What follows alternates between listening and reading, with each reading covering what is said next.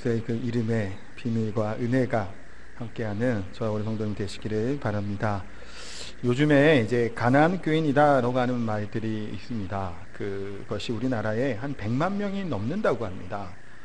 가나안 교인은 아시겠지만 출애굽 당시에 가나안으로 가는 사람을 이야기하는 것이 아니죠.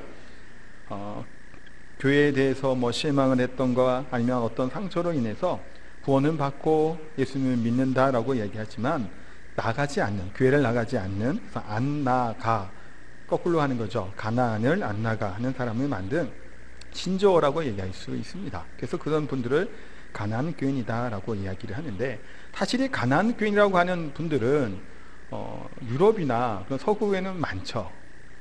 무슨 아시겠죠? 예수님 믿는다, 나는 크리스찬이라고 얘기를 하지만 실제로는 교회를 나가지 않는 사람들이 서구권에 참 많다라는 겁니다. 우리나라에도 100만 명이 넘는다고 하니까 굉장히 많은 숫자가 교회를 여러 가지 이유 때문일 겁니다. 상처받은 경우도 있겠고, 또 실망을 했을 수도 있고, 그럼 그런 여러 가지 이유들 때문에 교회를 나가지 않는 분들이 많다라는 겁니다. 사실 이것이 교회의 어찌 보면 위기라라고 이야기할 수도 있고, 또 그분들이 교회를 떠난 이유에는 여러 가지 이유가 있을 겁니다.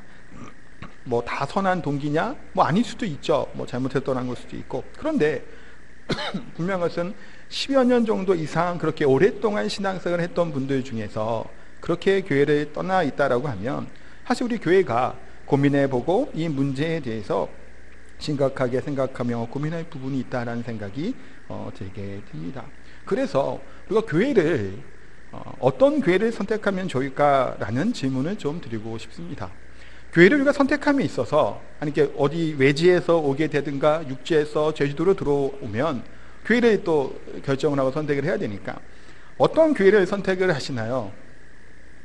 교회도 가보시잖아요. 이 교회도 가보고 저 교회도 가보고 이렇게 여러 교회들 사실을 둘러보게 됩니다. 그러다가 이제 교회를 선택하게 될 텐데, 여기 계신 분들 중에서는 이제 우리 교회에 나오신 지 오래되지 않은 분들도 제가 있는 걸로 알고 있는데, 나름대로의 선택의 기준을 가지고 아마 우리 교회에 오셨을 겁니다. 그러면 그러니까 우리 여러분들을 행복하게 해주는 교회를 선택하고 싶으신가요? 아니면 우리를 좀 강하게 만들어줄 수 있는 교회를 선택하고 싶으신가요? 어찌 보면 우리를 강하게 하기보다는 우리를 좀 행복하고 평안하게 해주는 교회를 선택하고 싶은 것이 우리들의 마음일 수 있습니다. 우리는 다 행복을 추구하기를 원하죠. 평안함을 갖기를 원합니다. 우리 교회도 제주 평안교회입니다. 그렇죠. 평안이라는 말이 들어가죠. 평안을 누리고 싶습니다. 주일날 예배에 나와서도 좀 편안하고 행복하고 즐거웠으면 좋겠지, 좀 피곤하고 힘들고 고되고 그런 것 사실은 원치 않습니다. 대부분 그렇다라는 겁니다. 그래서 교회에서 이제 왔을 때 느낌이 좀 평안하고 따뜻하고 그러면 사실은 좀 그것을 만족하고 기뻐하는 경우들이 있죠. 이런 것이 어찌 보면 자연스러운 현상이라고 볼 수 있습니다. 예전에 경제가 어려웠을 시절 70년대 80년대 같은 경우에만 해도 가난했던 시대입니다. 그때 당시에 교회에서 우리가 전도할 때 많이 외쳤던 얘기 중에 하나는 바로 이와 같은 것입니다. 예수님 믿으세요. 그러면 복이 옵니다. 복 받습니다. 어려움을 해결받을 수 있습니다. 라고 하는 얘기들이 많이 있었죠. 당시에는 그래서 교회가 폭발적으로 성장했던 시기이기도 합니다. 물론 거기에는 문제가 또 있기도 했습니다. 왜냐하면 기복적인 신앙에 대해서 복 받는 것에만 자꾸 이렇게 하다 보니까, 근데 어찌 보면 이해될 법도 하죠. 못 살았잖아요, 우리나라가. 60년대, 70년대 이렇게 보면. 경제가 어렵고 가난하다 보니까 그것이 사실은 많이 교회 안에서 전파되고, 또 그런 분들이 설교도 사실 많이 한 것이 사실 한편으로 이해가 되는 부분이기도 하지만, 이것이 기복적인 신앙으로 좀 변질된 것은 분명하다는 겁니다. 어쨌든 이렇게 경제적으로 어려운 사람들에게 예수님 믿으면 복 받는다고 이야기를 하면 교회에 나오신 마음이 들 수 있다는 겁니다. 또한 병에 걸린 사람, 아픈 사람들이 있습니다. 이분들에게 예수님 믿고 기도받고 하면 이 병으로부터, 질병으로부터 자유로울 수 있습니다. 우리 교회 목사님은 신유의 은사가 있는 분입니다. 오시래요 하고. 어떤 기도원에 갔더니 병을 다 고친다 그래요. 그러면 갈까요, 안 갈까요? 갑니다. 몸이 아프고 힘들게 되면 사실은 무엇인가를 의지하고 싶어집니다. 요로법이라는 거 아시나요? 들어보신 적 있으신가요? 오줌예입니다. 이것을 먹는 지역들이 있습니다. 그 중국의 어느 지역에 보니까 이렇게 먹더라고요. 아침마다 이렇게 먹는다고 합니다. 자기 거 자기가 이렇게 받아서 먹는다는데, 이 그 오줌을 이렇게 먹으면 몸에 좋다라는 얘기가 있습니다. 근데 만약에 암에 걸렸습니다. 한 3기, 4기입니다. 항암제 치료를 받고 하지만 별로 가망이 없는 것 같습니다. 몸은 점점 힘들어갑니다. 그런데 요로법을 통해서 암을 극복했다라는 소리를 들으면 마실까요? 안 마실까요? 마십니다. 그렇죠? 저도 제 가까이에서 그런 경험한 적이 있습니다. 맞아요. 이건 뭐 중요한 게 아니죠. 그것도 내 거 내가 먹는 거. 사실 몸이 회복돼 있을 거 나은다라는 얘기를 들으면 그 뭐게 문제가 되게 사실은 더한 것도 사실은 하게 돼요. 스ኳ알린이 좋다라고 해서 한때는 스ኳ알린을 또 많이 이제 먹는 경우들도 있죠. 또 수술한 이후에는 보신탕이 좋다고 합니다. 보신탕을 안 먹던 사람도 먹을까요? 안 먹을까요? 먹습니다. 사실은 대수술하고 나면. 다만 안타까운 것은 간암에는 소용이 없다는 얘기가 있는데 그걸 모르고 먹어서 더 문제가 되는 경우도 있었죠. 어쨌든 간에 간절한 마음이 있고 뭔가 필요한 것들이 있다라면 사실은 그렇게 그 교회를 찾아가게 되고 그렇게 좀 우리들의 연약함과 아픔과 그것을 위로하고 평안할 수 있다라면 그 길을 선택하는 것이 우리들의 인간의 마음이라는 겁니다. 그래서 우리가 고난이나 또한 무슨 십자가나 아니면 우리가 강하게 힘들게 우리를 하는 훈련이다라고 하는 것들보다는 사실은 마음이 편안하고 행복하게 되기를 우리가 원한다는 겁니다. 그래서 하나님께서는 우리들의 마음을 너무나 잘 아시기 때문에 이사야 61장 말씀을 통해서 예수님께서 이 땅에 오신 목적에 대해서 이와 같이 말씀하고 있습니다. 1절부터 이렇게 보게 되면 주 여호와의 영이 내게 내리셨으니 이는 여호와께서 내게 기름을 부으사 가난한 자에게 아름다운 소식을 전하게 하려 하심이다. 나를 보내사 마음이 상한 자를 고치며 포로된 자에게 자유를 갇힌 자에게 노임을 선포하며 라고 말씀하고 있습니다. 예수님께서 메시아가 이 땅에 오시게 됐을 때에 대해서 이사야 선지자가 예언을 하게 된 말씀인데 가난한 자에게 어떤 데 한다는 건 기쁜 소식을 전하기 위함이다라는 겁니다. 병든 자에게는 또한 마음의 상처를 또 병을 연약함을 치유하시기 위해서 이 땅에 예수님이 오셨다는 겁니다. 갇힌 자, 눌린 자에게 자유함을 주시기 위해서 마음이 슬퍼하는 자에게 위로와 기쁨을 주시기 위해서 예수님이 이 땅에 오셨다는 겁니다. 우리가 지난주에 말씀처럼 죄와 사망으로부터 그래서 우리가 자유함을 얻은 사람들이다라는 겁니다. 그러니까 우리처럼 평안함을 추구하고 평안함을 원하고 행복하게 살기를 우리는 다 원하는 겁니다. 복 받고 싶죠. 누가 고난과 힘든 거 그것만 생각할 사람이 어디 있겠냐라는 거예요. 우리는 행복하고 또한 평화롭고 또한 하나님 주신 은혜와 복들을 누리며 좀 잘 살기를 원하는 것이 어찌 보면 우리 인간의 본능입니다. 누가 좁고 힘든 길을 가려고 하겠습니까? 편안하고 안정한 길이 있다라면 그 길로 가려고 하는 것이 당연한 우리들의 심리라는 겁니다. 그런데 이것은 당연한 겁니다. 그러나 우리가 꼭 알아야 될 한 가지가 있습니다. 교회에 나오는 목적이 단순히 우리 자신의 행복과 마음의 소원을 성취하기 위해서 복받기를 원해서 그냥 마음의 평안함을 누리기 위해서 교회를 나온다면 예수님을 믿는다면 사실은 여기에 계속 머물러 있는 신앙의 상태는 어찌 보면 우리 기독교의 진정한 그런 의미에서 조금 벗어날 수 있다는 겁니다.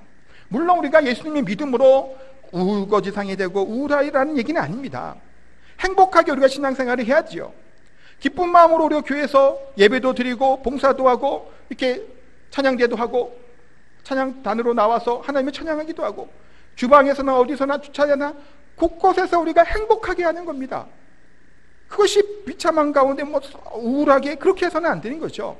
저도 이런 생각이 있어요. 저도 봉사를 할 때도 기쁘게 해야지 기쁘지 않을 것 같고 과하다는 거예요. 이게 내 능력보다 좀 오버가 되는 것 같으면 차라리 안 하니만 못하다는 생각을 합니다. 교회에서는 행복하고 즐거워야 됩니다. 저 사실 그거 싶어요. 그런데 그것은 당연하겠죠.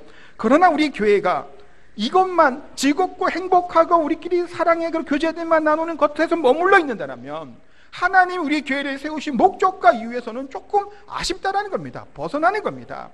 중요한 것은 뭐냐면 더 중요한 것 이것도 중요합니다. 근데 더 중요한 것은 거룩한 강자들을 만드는 것이 교회의 사명입니다. 우리가 평안함과 안식, 기쁨 좋다라는 겁니다. 좋죠. 그러나 이 평안과 안식과 기쁨이 어디로부터 오고 무엇을 통해서부터 오는지의 생각을 우리가 가지고 있어야 된다는 겁니다. 우리를 하나님이 뭘로 부르셨나요? 제자로 부르셨죠. 하나님의 사람으로 부르셨다는 겁니다. 그런데 하나님의 사람들이, 하나님의 예수님의 제자들이 어떻게 살아갔냐라는 거예요. 능력 있는 강자들로 살아갔다는 겁니다. 이것을 우리가 기억할 수 있어야 됩니다. 올 우리 교회의 표가 뭐죠? 표, 그렇죠. 이쪽에 보셔야 되죠. 표를 함께 한번 읽어보도록 하겠습니다. 십자가의 고난, 예수님의 흔적으로 살자. 이것이 우리 2018년도 표였습니다. 어떻게 십자가의 고난 가운데 우리가 살아가셨나요? 한 1년을? 아니, 우리들의 삶을 통해서 예수님의 흔적들이 막 우리 통해 나타나고 있나요? 사실은 아쉬울 때가 있죠. 제가 우리 성도님 볼 때 아쉽다는 얘기가 아니라 우리가 우리 스스로를 돌아보게 될 때 이제 1년이 끝나가잖아요. 이 표를 갖고 그래도 우리가 시작을 했는데 그렇게 십자가의 고난이나 예수님의 흔적이 나를 통해서 우리들을 통해서 드러났는지라고 생각을 해보면 조금 아쉬울 때, 조금 서운한, 하나님이 이것을 볼 때 우리를 기뻐하셨을까라는 생각들이 들게 됩니다. 어린아이들처럼 내 소원과 원하는 것만 바라보며 살아갔는지, 아니면 하나님의 나라와 그분의 영광을 위해서, 그 기뻐하심을 위해서 우리가 애쓰며 달려왔는지 우리의 삶들을 돌아보게 되기를 원합니다. 그래서 예수님께서 승천하시기 전에 마태복음 28장에 뭐라고 말씀하시나요? 너희는 가서 모든 족속으로 뭘 삼으라 하셨죠? 제자를 삼으라고 하셨습니다. 아까도 말씀처럼 제자란 거룩한 강자들입니다. 그냥 이 세상 가운데 적당히 살아가는 사람들이 아닌 겁니다. 예배만 드리러 와서 잠깐 왔다가 그냥 예수님을 까맣게 잊어버리고 한 주간 살다가 주일날 됐으니까 나오는 그런 사람을 얘기하는 것이 제자가 아니라는 겁니다. 주여 주여 하는 자만이 아니라는 겁니다. 하나님의 말씀대로 순종하며 그와 같은 하나님의 은혜 가운데 살아가는 사람들이 거룩한 강자인 예수님의 제자들이었다는 겁니다. 근데 지난주에도 말씀드린 것처럼 우리가 하나님의 자녀입니다. 하나님의 은혜 가운데 부름을 받은 사람이에요. 근데 어떤가요? 얼마든지 우리가 자녀답게 살아가고 있냐라고 물어보게 되면 사실 그럴 때가 그렇지 못할 때가 많다라는 겁니다. 그냥 하루하루 그냥 살아갈 때가 많은 겁니다. 정말 능력 있는 사람으로 살아가는 것이 아니라 또 어떤 사람은 정말 능력 있고 살아가는 사람들이 있잖아요. 말씀대로 살아가는 사람들이 주변에 보면 또 있습니다. 근데 왜 나는 이럴까라는 생각이 들 때가 있습니다. 은혜를 체험하고 은혜를 받았다라면 그럼 그대로 좀 살아가야 되는데 돌아서면 또 잊어버립니다. 돌아서서 우리가 이 세상 삶 가운데 살아가게 되면 삶의 현장에서는 여전히 우리는 강자의 모습이 아니라 약한 자의 모습으로 실패하며 살아갈 때가 너무나 많다라는 겁니다. 그래서 나는 혹시 하나님의 자녀일까? 나는 가짜가 아닐까라는 의심이 든다는 겁니다. 그게 지금 말씀드렸지만 7장에 그게 여기 나오는 겁니다. 우리 인생의 비참함을 이야기하죠. 그래서 8장으로 넘어오면서 무엇이 나온다는 건가요? 핵심 장이라고 말씀을 드렸죠. 그래서 어떤 신학자는 이것을 이렇게 표현을 합니다. 성경 66권을 66개의 보석으로 만들어진 목걸이 같다라는 겁니다. 상상을 잘 해보세요. 목걸이 66개의 그 보석들은 달려 있습니다. 근데 그 중에 가장 중앙에 있는 것은 로마서라는 것이고 그 보석 가운데 하나 딱 박혀 있는 게 있다고 합니다. 이것이 지난주에 뭐라 그랬죠? 다이아몬드라고 말씀을 드렸죠. 그것이 바로 로마서 8장이라 보는 겁니다. 그래서 그 신학자는 만약에 성경이 다 불타 없어진다고 해도 이 로마서 8장만 남아있다라면 이 성경을 읽고 예수님 믿어서 구원 얻을 수 있다라고까지 이야기를 합니다.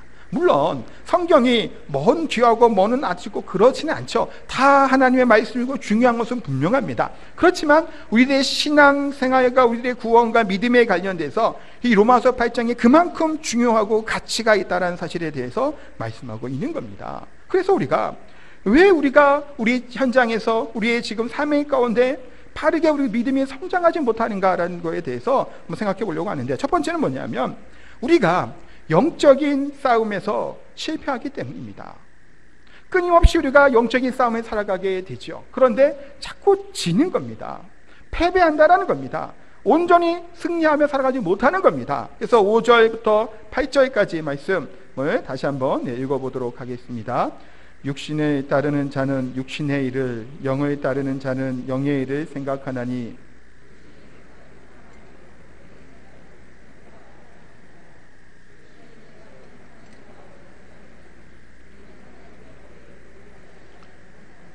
할 수도 없습니다. 육신에 있는 자들은 하나님을 기쁘시게 할 수 없느니라. 여기서 육신이라고 하는 말을 쓰고 있는데 이게 헬라어로 사륵스라고 하는 말입니다. 이것을 우리말로 번역한 것이 바로 이 육신이라는 표현이고, 영어로는 플래시라고 하는 말을 쓰고 있는데, 이게 단순히 이 몸을 뜻하는 의미가 아닙니다. 육신이라고 해서 우리 인간의 본성을 뜻하는 표현입니다. 단순히 이런 껍데기가 아니라는 겁니다. 그러니까 원래는 우리가, 하나님이 우리를 어떻게 지으셨나요? 하나님의 뭐에 따라? 형상을 따라 우리를 창조하셨다라는 겁니다. 그래서 우리는 무슨 어떠한 행동을 하든지 간에 하나님을 닮아가는 것이고, 하나님을 기쁘시게 하는 대로 우리가 살아가는 존재였다라는 겁니다. 그런데 선악과 사건이 있었죠. 타락을 하게 되고 죄가 이 가운데 들어오면서 하나님의 형상에 치명적인 손상을 입게 된 겁니다. 하나님의 형상이 이렇게 됐다면 어그러져 버린 겁니다. 제대로 된 모양을 갖추지 못했다라는 겁니다. 그래서 마치 창공에 날아오르는 독수리가 나에게 치며 올라갔던, 그렇게 힘있게 날아올라야 될 우리 인간들의 모습이 비참한 가운데 걸어다니는 새처럼 됐다는 겁니다. 창세기 6장 3절에도 보면, 그래서 여호와께서 이르시되 나의 영이 영원히 사람과 함께하지 아니하리니 이는 그들의 육신이 됨이라. 그러나 그들의 날이 120년이 되리라 하시니라. 인간이 타락을 했기 때문에 하나님의 형상이 제 기능을 발휘하지 못하는 겁니다. 우리의 몸에도 뭐가 불편함이 있고 망가지게 되면 제 기능을 못하지요. 콩팥이라고 하는 신장 같은 경우도 훼손이 되고 망가지게 되면 제대로 그 역할을 수행하지 못합니다. 마찬가지로 우리 인간의 모습들도 겉으로 볼 때는 하나님의 형상들의 성품들이 우리 가운데 드러나는 겁니다. 그런데 그것이 온전하게 드러나지를 못한다라는 겁니다. 우리가 알고 있는 날지 못하는 새가 있습니다. 닭이 있죠. 타조 같은 새들이 있습니다. 날지를 못합니다. 왜 못 날까? 그런데 이 왜 못 날까라는 생각을 하게 되면 서울에 있는 또 새가 한 마리 있습니다. 날지 못하는 새, 아니면 잘 못 나는 새가 하나 있습니다. 새 이름이 뭘까요? 서울에 도시에 많이 있습니다. 날지를 잘 못해요. 날아봐야 여기서 저기까지 파닥파닥 뛰어 올라갔다가 이제 멈추죠. 새 이름이 뭘까요? 네? 아니에요, 비둘기. 그렇죠, 닭들기죠. 걔는 비둘기라고 할 수가 없어요. 제주도 애들은 날씬해요. 보니까 빠릿빠릿하더라고요. 근데 서울에 있는 애들은 잘 알지도 못합니다. 어떤 분들은 제가 이제 아르바이트 할 때 보니까 잡아먹고 그러기도 했대요. 살도 많고 해갖고 이렇게 쪼개갖고 이렇게 먹으면 또 맛있다 그러더라고요. 저는 안 먹어봤는데, 사실 포동포동 살이 잘쪄 있는 그런 닭두기 같은 비둘기들이 있습니다. 그 비둘기들은 원래 닭이나 뭐 그런 애들처럼 가축으로 있는 애들이 아니죠. 평화의 상징이 아니라 굉장히 더럽습니다. 그 서울의 매연들을 그대로 이렇게 입고 살아서 그런지 그 도시, 그러니까 차 많이 다니는 그쪽 있는 비둘기들은 이렇게 피부병도 있고, 걔네들 날아다니면 찝찝해요. 막 세균 같은 게 막 떨어질 것 같아갖고, 예전에 이제 애기도 어릴 때 달려가지도 못 가게 했어요. 날아올 때 세균 떨어진다는 얘기 들어갖고. 보이기 좋지 않아요. 파이 쪄갖고 날지도 못합니다. 삐뚤삐뚤 걸어 다니죠. 그것은 새가 새로서의 그것을 하지를 못하는 겁니다. 평화의 상징이 아니라 굉장히 좀 해로운 새처럼 보이는 것이 그 비둘기들입니다. 근데 하나님의 형상대로 지음받은 우리 인간들이 어떤 상태라는 걸까요? 그와 같다라는 거예요. 날아올라야 되고 창공에 날아올라가야 되는데, 정말 독수리 날개치어 올라간 같은 힘을 갖고 날아가야 되는데 하나님을 거스르는 겁니다. 육신이 되었다라는 겁니다. 그래서 하나님의 말씀대로 순종하며 살아가는 것이 아니라 육신에 따라 사는 삶을 살아가게 되는 겁니다. 육신의 죄와 욕망과 정욕에 따라 이것에 조종을 받고 살아가는 것이 우리들의 인간의 모습이라는 겁니다. 우리 인간들이 욕심으로부터 자유로울 수 있을까요? 사실은 자유로울 수 없을 때가 많습니다. 욕심이 자꾸 커지다 보면 우리를 망하게 만들고 파멸로 이끌 때가 많다라는 겁니다. 욕심이 잉태한 즉 죄를 낳고, 죄가 장성한 즉 뭐를 낳는다 그러죠? 사망을 낳는다라고 말씀하고 있습니다. 작은 욕심으로부터 우리가 그렇게 자유롭지 못하다라는 겁니다. 이것을 우리를 망하게 하는 것이 바로 이 육신의 연약함이라는 겁니다. 그러면 우리가 도무지 변화될 수 없는 안타깝고 어리석고 미련한 존재일까라는 겁니다. 그런데 그렇지 않다라는 겁니다. 두 번째 생각할 것은 뭐냐면, 그래서 성령을 따르는 자는 승리할 수 있음에 대해서 성경은 말씀하고 있습니다. 오늘 본문에 보면 잘 살펴봐야 되는데, 오늘 본문에 우리를 승리로 영적인 성장으로 인도하신 놀라운 사실에 대해서 소개되어 있습니다. 그것이 바로 이 8장이라고 얘기할 수 있는데, 8장에 성령이라고 하는 단어가 20회 이상 나오게 됩니다. 그래서 어떤 분들은 이 8장을 성령장이라고까지 부르는 겁니다. 그럼 이 성령이 어떤 역할을 하시냐? 이 8장은 성령 충만의 그런 말씀에 있는 장이고, 성령이 역사하시는 것이 또한 말씀이요, 성령을 통해서 우리를 은혜의 보좌로 인도하시는 말씀이 바로 성령이다라는 사실을 우리가 기억해야 됩니다. 그래서 성령께서는 우리 안에 거하시죠. 그래서 우리가 어떠한 생각을 하든지 우리의 생각을 주관하시고 또한 알려주시고 우리를 인도하시는 것이 우리 성령이라는 겁니다. 여기 9절에서 11절 말씀에 보면, 만일 너희 속에 하나님의 영이 거하시면 너희가 육신에 있지 아니하고 영에 있나니, 누구든지 그리스도의 영이 없으면 그리스도의 사람이 아니라, 또 그리스도께서 너희 안에 계시면 몸은 죄로 말미암아 죽은 것이나 영은 의로 말미암아 살아있는 것이라. 예수를 죽은 자 가운데서 살리신 이의 영이 너희 안에 거하시면 그리스도 예수를 죽은 자 가운데서 살리신 이가 너희 안에 거하시는 그의 영으로 말미암아 너희 죽을 몸도 살리시리라. 성령께서 이와 같이 역사하신다라는 겁니다. 이 성경에 보면 거한다라고 말씀하고 있습니다. 근데 거한다라는 것이 잠깐 일시적으로 임했다가 떠나시는 그거 같은 것들이 아닙니다. 영원히 성령께서 우리 안에 거하신다라는 겁니다. 내 안에 영원히 거하시는 성령은 예수 그리스도를 죽은 자 가운데서 살리신 분이 이 성령이 되십니다. 성령이 내 안에 계심으로 또한 우리들의 부활을 보증해 주신다라는 겁니다. 예수께서 죽으시고 부활하셔서 승천했던 그 모든 것들을 성령께서 하신 것처럼 우리 또한 마찬가지로 이 부활을 보증하신다는 거고, 또 이 성령께서는 끝까지 우리를 지켜주시는 분이심에 대해서 말씀하고 있습니다. 그런데 이 능하신 성령께서 내 안에서 육신의 소욕과 싸우는 모습으로 이 성령이 표현하고 있습니다. 그런데 어떻게 하나님의 영인 성령이 이 연약한 육신과 싸울 수 있겠을까요? 우리가 뭐 대단한 존재라고 성령과 막 대적하고 싸울까요? 근데 이것은 우리가 자녀들을 키우면서 이런 경험을 할 수 있는 겁니다. 어린아이들 때를 보통 이야기를 할 수 있겠는데, 막무가내로 때릴 수 있을 때가 있습니다. 이럴 때 우리 부모는 어떻게 하나요? 회초리를 들면 해결이 다 되나요? 윽박 한번 지르고 소리 한번 팍 지르면, 버럭하면 아이들이 말을 잘 듣겠죠. 근데 보통 부모들이 그렇게 완력으로 하지 않습니다. 어린아이와 부모가 정말 싸운다면 싸움이 될 수가 없죠. 아이들인데. 근데 쥐어 패면 말 들어야지 어떡하겠어요, 지네들이. 절대적이잖아요, 부모가. 특히 어릴 때일수록. 놓고 간다고 나간다고, 너 말 안 들어? 그래, 있어. 문 잠그고 나간다 그러면 어떻게 할 거야? 벌벌벌 떨어요, 사실은.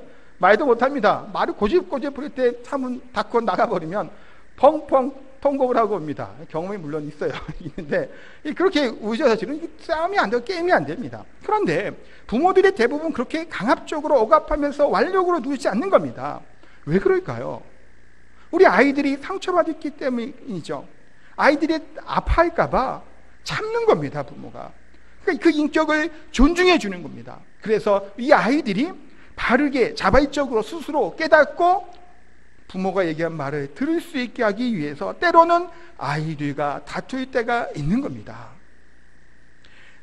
저희 집에도 6살 땐 딸이 하나 있습니다. 제가 이전인가도 우리 딸 얘기를 한 것 같은데, 종종 제가 자녀들 얘기를 하죠. 이게 키우다 보니까 다들 그러셨겠지만 적용이 될 때가 사실은 있어요. 우리가 성경을 볼 때도 그렇고. 근데 우리 딸내미가 이제 4살 때쯤이었습니다. 그때 이제 저쪽 구제주 쪽에서 어린이집을 다녔는데, 교회랑 붙어있는 어린이집이었습니다. 근데 저는 2층에 있고 사무실이, 그리고 아이는 1층에 있다가 식당이 2층이에요. 그랬더니 계단을 올라가서 식당을 항상 들어가야 되는데, 계단 올라가던 중에 액자가 2개가 있습니다. 하나는 바람개비가 있는 그런 액자가 하나 있고, 또 다른 하나는 사람이 약간 이렇게 무릎 꿇고 이렇게 쭉 있는 그런 건데, 이게 정미라 같은 그런 게 아니라 유화라고 하나요? 이렇게 페인트칠 같은 건데 그런 걸로 해갖고 칠해 놓은 그런 그림이에요. 근데 너무 무서워하는 거예요, 그거를. 그러니까 제가 사무실에 항상 있잖아요, 거기. 듣고 있어요. 애들이 지나가는 소리 듣고, 때로는 이제 창문을 살짝 열고, 딸내미 지나가고, 이게 빠이빠이 하기도 하고, 이렇게 하고, 그 맛을 기다리고 있어요, 지나갈 때까지. 근데 애가 소리가 들려요, 우는 소리가. 그럼 선생님이 얼마나 또 화가 나겠어요. 그러니까 이렇게, 아무것도 아닌데 무서워하는 거예요. 다들 올라가는데, 4살짜리 애가. 계단은 못 올라가요. 이렇게 하다 보니까, 제가 주일날도 그 교회니까, 제가 이제 그 밑에서 안고 이제 올라갑니다. 밥 먹으러 했더니 2층에 가야 되거든요. 올라가면 무서워해요. 근데 아빠가 안아주니까 그냥 따라 올라갑니다. 제가 일부러 그림을 이렇게 한번 만져요. 만지면 뭐라고 할까요? 봐, 괜찮지? 안 무섭지? 그러면서 그림 한번 만져보고 지나가요. 그러다가 얘한테도 한번 만져보라고. 그래서 한번 만져보게 해요. 그러다가 사실은 이 무서워했던 것이 좀 이제 괜찮아졌어요. 괜찮았는데, 저도 이제 딸을 아무래도 아빠들이 딸을 또 많이 또 예뻐하고 그러지 않나요? 그래서 지금도 예뻐 죽겠어요, 사실은. 어쩔 때는 보면 이게 너무 이쁜 거예요. 물고 뜯고 빨고 한다고 막 그러는데, 올 초까지만 해도 우리 애가 신발에 흙을 안 묻히고 다녔어요. 집에서부터죠. 집에서 현관에서부터 안고 내려가서, 이제 2층이잖아요. 가서 차까지 문 열고 안고 차 열어서 그대로 이렇게 실컷 실어줘요. 정말 그래 6살 때까지 그런 거예요. 그래서 내릴 때도 안나 달라 안고 가서 가갖고 어린이집까지 탁 내려놓아요. 그러니까 뭐 흙 묻을 일이 없죠. 비 와도 제가 안고 제 우산 쓰고 그렇게 다녔어요. 왜 그랬을까요, 제가? 애들 겁이 많은 거죠. 안아하려고 그러는 거예요. 그래서 자꾸 안아주는데 여기에 문제가 또 하나 있더라고요. 대근육 발달이 느려져요, 애가. 대근육 이렇게 띄우고 막 이렇게 올라가는 거죠. 그거 잘 못하는 거예요. 왜냐하면 자꾸 아빠가 안아 키우니까 애가 그거 잘 못하는 거예요. 그래서 차에 올라가는 것도 잘 못 올라가더라고요. 애기들도 푸닥푸닥 올라가는데 지금도 올라가는데 한 2초에서 3초 걸려요. 혼자 올라가는데. 지금은 이제 걸어 다닙니다. 손잡고 다니고. 근데 이렇게 무서워하고 그러면 이렇게 안아달라고 항상 아빠한테 와요. 그럼 보통 저는 대부분 안아주거든요. 엄마 같은 경우는 때로는 그냥 걸어가라고. 좀 그렇게 키우면 안 되잖아요. 그래서 이렇게 얘기를 하는데 보통 이렇게 안아줍니다. 그러면 애가 안아줄 때 점프해서 이렇게 안겨와요. 그러면서 뭐라고 하는지 아세요? 아빠 너무너무 좋아요 하면서 이 뽀뽀를 쭉 해줘요. 어떻게 안 안아줍니까? 이렇게 예쁘게 애교를 부리는데 사실 이렇게 안아줘요. 그래서 이렇게 많이 안아주고 하니까 이런 얘기도 사실은 있어요. 오냐오냐 키우는 것이 아닌가. 절대 그렇지는 않습니다. 혼낼 땐 또 무섭게도 혼내기도 하거든요. 매 한 번 딱 들면 벌벌 떨어요, 사실은 애도. 아빠가 좀 무서워하니까. 너무 좋아하면서도 무서워해요. 근데 왜 그렇게 받아주고 있을까요? 조금 대근육도 늦고 좀 그런데 늦어지더라고요. 너무 이렇게 받아주고 이렇게 안 하니까. 걸을 땐 걸어야 되잖아요, 애들이. 근데 목 안 걸으니까 그게 늦어져요. 늦어지면 다른 쪽에서도 그 때가 좀 늦습니다. 다른 친구들보다. 지금도 사실 좀 그런 것이 있어요. 그런데 당시에 어떤 생각을 했냐면 이 아이가 조금 혹시 늦을지라도 지금 사실은 변하지 않을 것.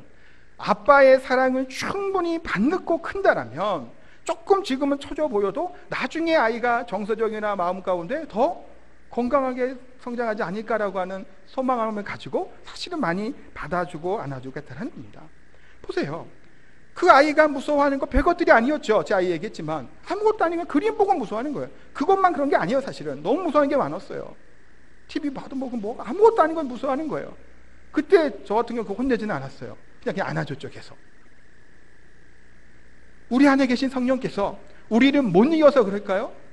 윽박 한번 지르면 지가 가야지 어떻게 하겠어요. 말 안 듣는데 떼써 봤자 아빠가 소리 지르고 혈시 한번 들면 몇 대 한번 쥐어 맞으면 많이 듣죠.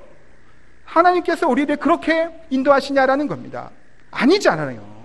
그래서 성경은 뭐로 얘기냐면 우리 육신의 정욕과 성령의 그 마음이 싸운다라는 얘기가 그래서 나오는 겁니다. 우리를 조금 기다려주시는 거예요. 내 연약함을 받아주시는 겁니다. 우리가 우리의 자녀들의 연약함들을 때로는 기다려주잖아요. 때로는 받아줄 때도 안아줄 때도 있다는 겁니다. 왜 그럴까요? 지금 우리가 볼 때는 이해가 될 수 없는 행동들입니다. 물론 우리도 컸을 때 그랬지 모르잖아요. 지금 어른의 입장에서 볼 때 아이가 이해가 안 돼요. 그런데 우리는 그 아이들을 사랑하기 때문에 기다려줍니다. 마찬가지로 성령께서 우리들을 이처럼 기다려주신다는 겁니다. 지금은 조금 부족하고 연약하여도 우리를 포기할까요? 포기하지 않을까요? 포기하지 않습니다. 왜 그럴까요? 왜 포기하지 않을까요? 첫 번째는 우리를 너무나도 사랑하기 때문이죠.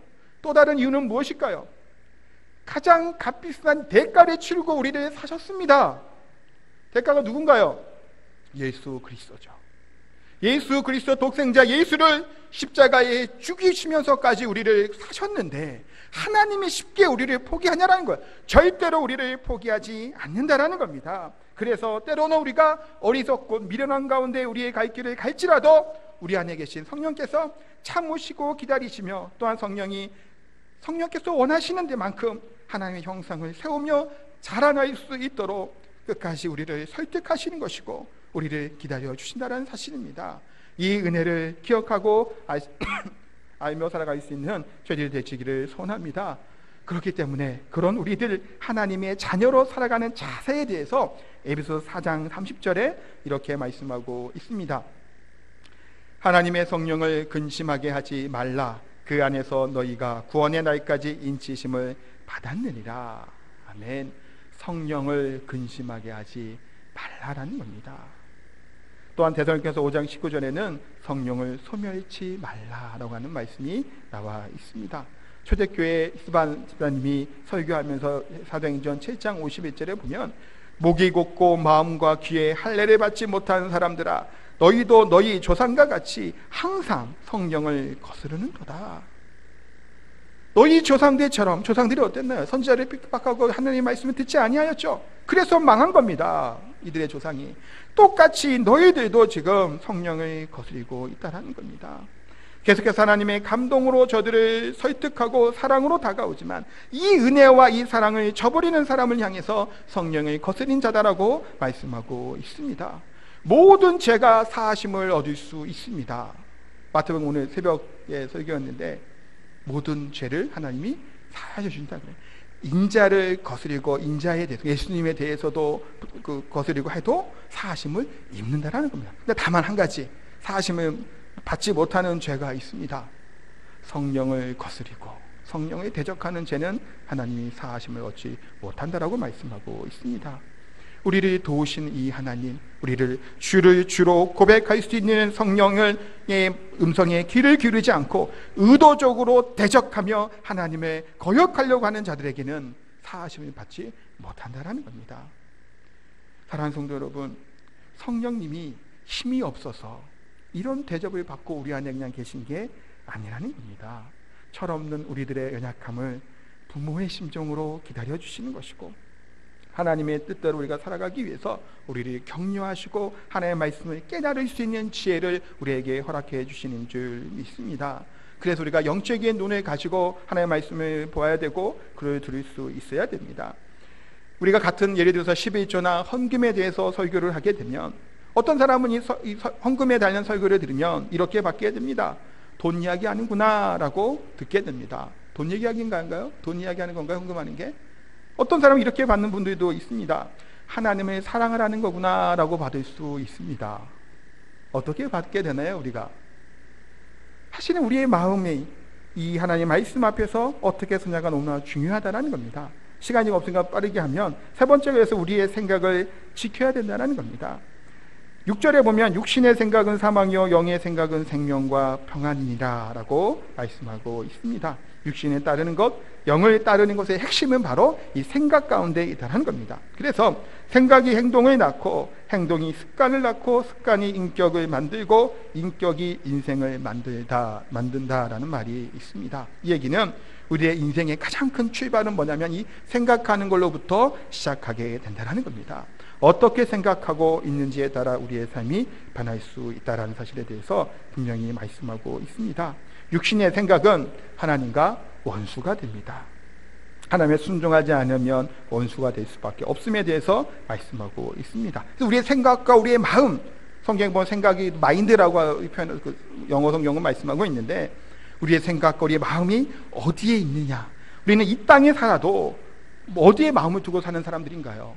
하늘에 우리의 마음을 두고 사는 사람들입니다. 이렇지 않고 세상 가운데 살아가게 되면 사실은 우리의 생각이 이 세상에만, 이 땅에만 눈에 두고 있으면 우리는 하나님의 영광과 평안함을 누릴 수 없다라는 겁니다. 빌립보서 말씀에 아무것도 염려하지 말고 오직 기도와 간구로 너희 구할 것을 감사함으로 하나님께 아뢰라. 그리하면 모든 지각에 뛰어난 하나님의 평강이 너희 마음과 생각을 지키시리라. 하나님의 생각과 마음, 하나님이 지킨다라는 겁니다. 우리의 생각, 우리의 중심, 우리의 마음, 우리의 시선과 눈을 하나님께 두시고 살아갈 수 있는 저희들이 되기를 소원합니다. 그래서 영의 생각인 생명과 이 평안이라고 하는 참된 평안을 누리시기를 소원합니다. 처음에 말씀드린 것처럼 정리를 할게요. 어떤 교회가 저 행복하냐? 우리를 행복하게 하고 평안하게 하는 교회? 아니 우리를 강하게 하는 교회.